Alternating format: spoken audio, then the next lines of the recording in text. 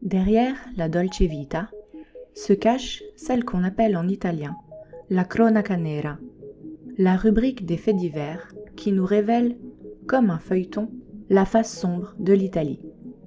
Des drames, des mystères, des rebondissements et des affaires hors normes qui ont marqué l'histoire, la justice, la vie politique et religieuse, et qui continuent des décennies plus tard à fasciner, à bouleverser les Italiens. Celle que nous allons vous raconter en fait partie.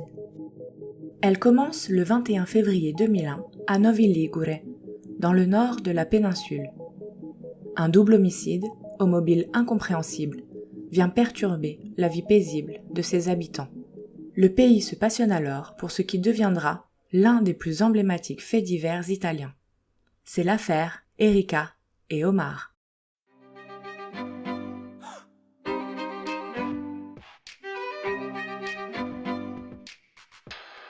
Giovedì crimini.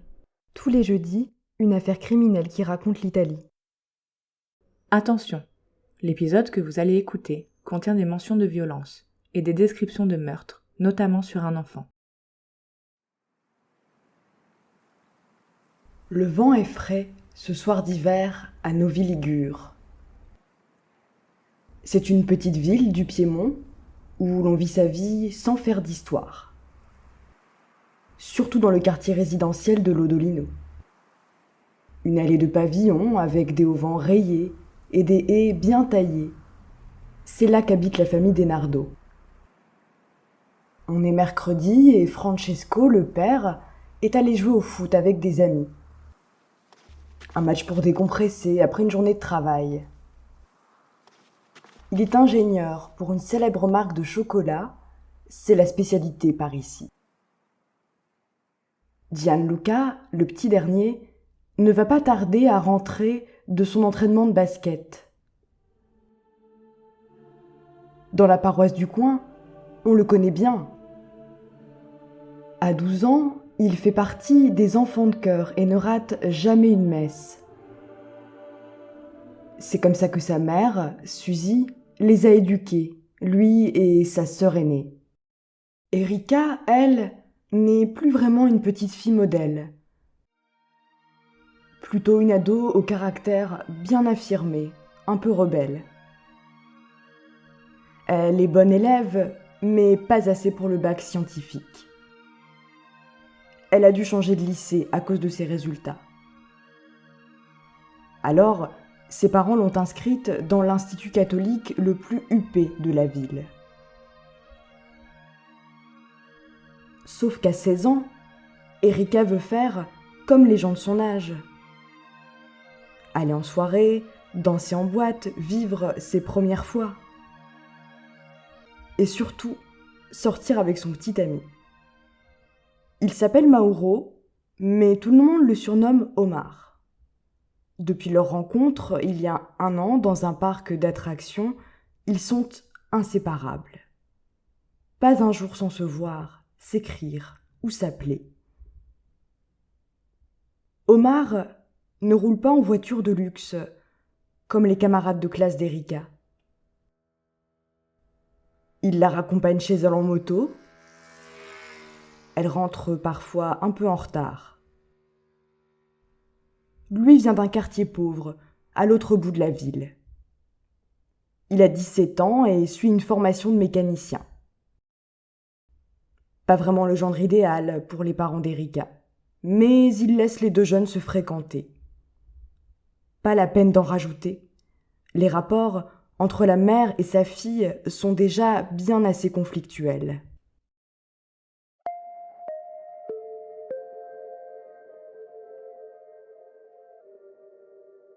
Il est environ 9 heures. On finit de dîner dans les foyers de Lodolino. Une voiture passe par là et manque de renverser une passante.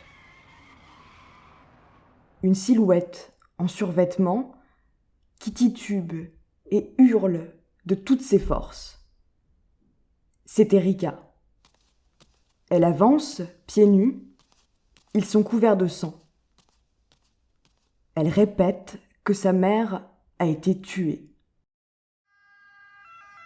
La conductrice du véhicule appelle les secours. Une demi-heure plus tard, les policiers sont sur place. Ils pénètrent dans la maison. La scène de crime qu'ils découvrent est effroyable. Au rez-de-chaussée, le cadavre de Suzy DeNardo étendu dans la cuisine. À l'étage, le corps de Gianluca gît dans la baignoire. On leur a asséné une centaine de coups de couteau sous les yeux d'Erika. Elle raconte tout ce qu'elle a vu. C'étaient deux hommes. Ils se sont introduits dans la maison pour la cambrioler. Ils ressemblaient à des Albanais. Un tout jeune et un autre qui avait l'air d'avoir la quarantaine, costaud, avec une barbe blanche. Le plus vieux l'a pourchassée. Elle s'est défendue avec une bouteille en verre. Et elle a réussi à s'enfuir par la porte du garage. Erika arrive à les décrire de manière assez détaillée pour faire leur portrait robot. Un homme est identifié et interpellé. Jeudi, lendemain du drame. Le voisinage s'est réveillé sous le choc et sous le feu des projecteurs médiatiques. La peur tourne en boucle sur les écrans de télévision. Il faut punir les coupables. Le maire de la ville convoque un conseil municipal extraordinaire. Il convie tous les habitants, encore abasourdis par les événements. Et la séance vire au cauchemar. Les plus déchaînés veulent expulser les immigrés albanais et même rétablir la peine de mort. C'est la surenchère.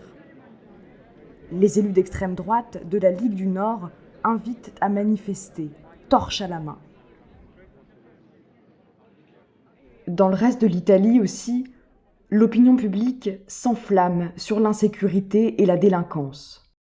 La communauté albanaise est la cible de tous les dérapages racistes. C'est la population d'origine étrangère la plus présente dans le pays. Celle qui, en 1991, a fui massivement l'Albanie, en pleine crise après la chute du communisme. 10 ans plus tard, il suffit encore d'un fait divers pour stigmatiser les Albanais.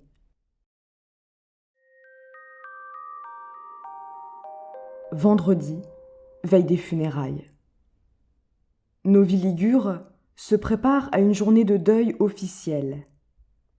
C'est ce qu'a décidé la mairie pour rendre hommage aux victimes. Le temps semble comme suspendu. Mais pas les investigations, qui, elles, avancent rapidement et dans une toute autre direction.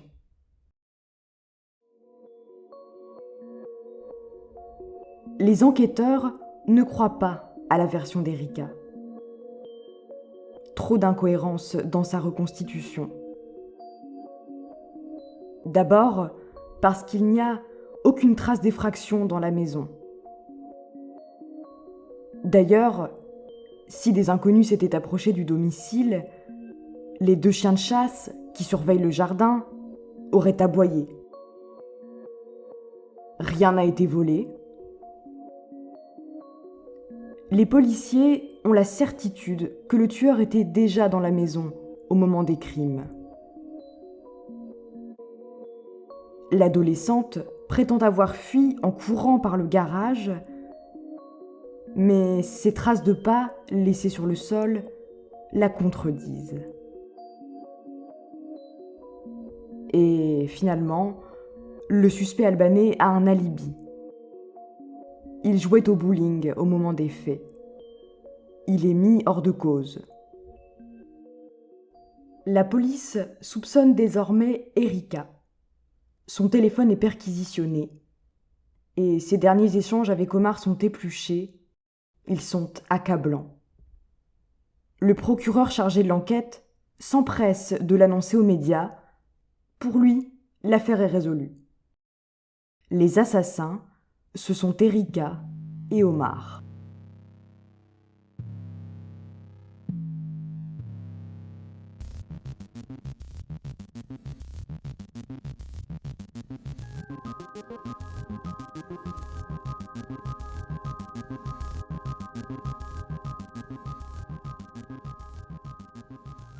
Le couple a été mis sous vidéosurveillance au commissariat, en marge des dépositions. C'est à ce moment qu'Erika s'est trahie, d'un geste très explicite. Des images la montrent, en train de mimer des coups de poignard à Omar. Ça ne fait plus de doute, les adolescents ont tué Suzy et Gianluca de sang-froid. Ils doivent passer aux aveux. Les enquêteurs découvrent une nouvelle version. Erika et Omar avaient l'intention de s'en prendre aux deux parents et d'épargner le frère. Mais ce soir du 21 février, ils n'exécutent pas leur plan comme prévu. Vers 20h, le petit Gianluca rentre à la maison avec sa mère. Le garçon monte à l'étage, pendant que Suzy se rend dans la cuisine, où Erika l'attend.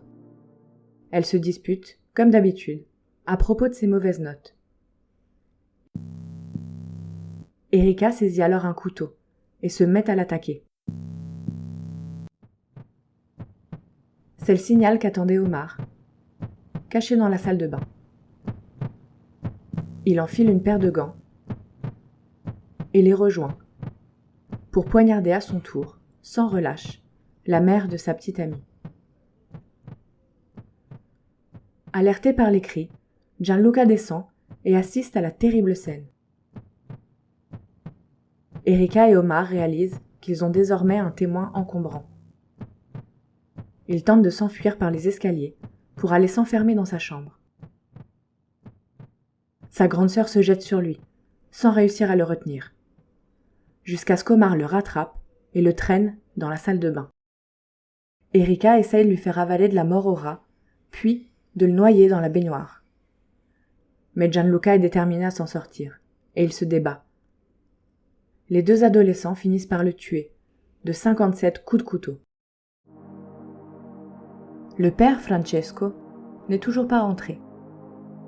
Finalement, Erika n'attend pas son retour et commence à nettoyer la maison. Le couple essuie les couteaux pour effacer leurs empreintes, en jette un à la poubelle et laisse l'autre par terre dans la cuisine. Puis ils se séparent, persuadés d'être tirés d'affaire. Pourtant, le crime est loin d'être parfait. Ils sont arrêtés 2 jours plus tard. Samedi, Francesco enterre sa femme et son fils. Erika vient de passer sa première nuit à la prison pour mineurs de Turin, à une centaine de kilomètres de chez elle. Elle nie toute responsabilité. Pour elle, tout est de la faute d'Omar. Pendant des mois, les psychiatres analysent la personnalité des tueurs. Qu'est-ce qui ne va pas chez eux? Comment ont-ils pu passer à l'acte, surtout sans mobile apparent? Personne ne saura jamais vraiment le dire. Les experts décrivent Erika comme une jeune fille intelligente, lucide et froide. Sa relation avec Omar est fusionnelle, du moins jusqu'à leur incarcération. Lui y paraît plus vulnérable, plus influençable. Leurs avocats veulent prouver qu'ils n'étaient pas en pleine possession de leurs moyens et qu'ils ont besoin d'être soignés. Ils vont plaider l'acquittement.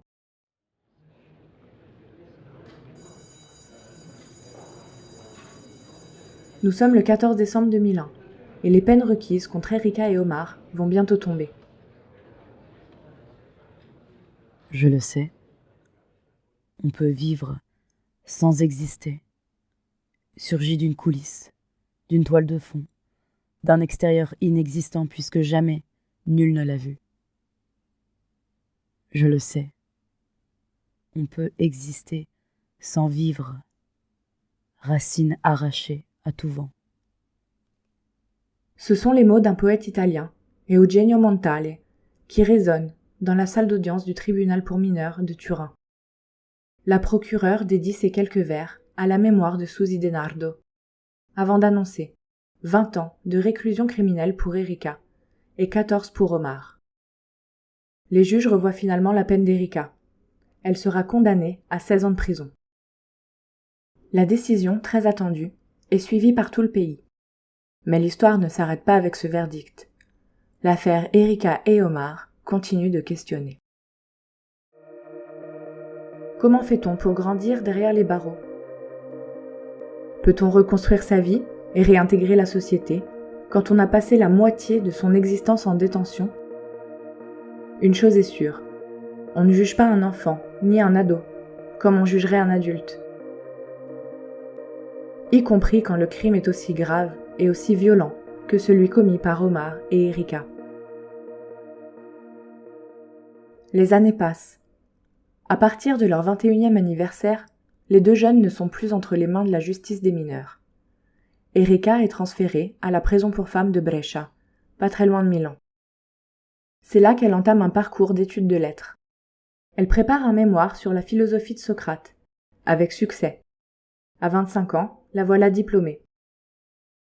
Pendant ce temps-là, Omar obtient la semi-liberté pour travailler à Asti dans sa région natale, en tant que jardinier.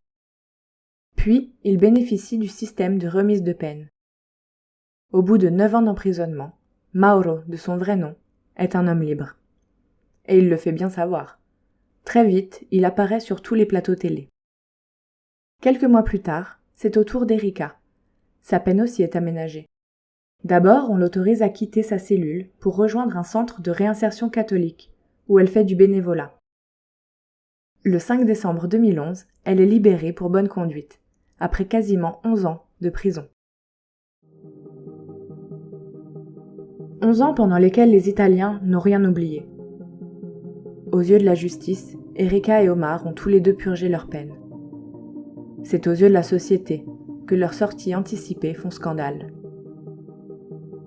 Comment pardonner l'horreur quand en plus, elle s'attaque à une valeur cardinale, presque sacrée dans certains milieux, la famille? Seul Francesco Denardo semble avoir la réponse. Lui qui a perdu sa femme et son fils, et qui pourtant a toujours soutenu sa fille. De son arrestation jusqu'à sa libération. Et maintenant encore dans sa nouvelle vie, 20 ans après la tragédie.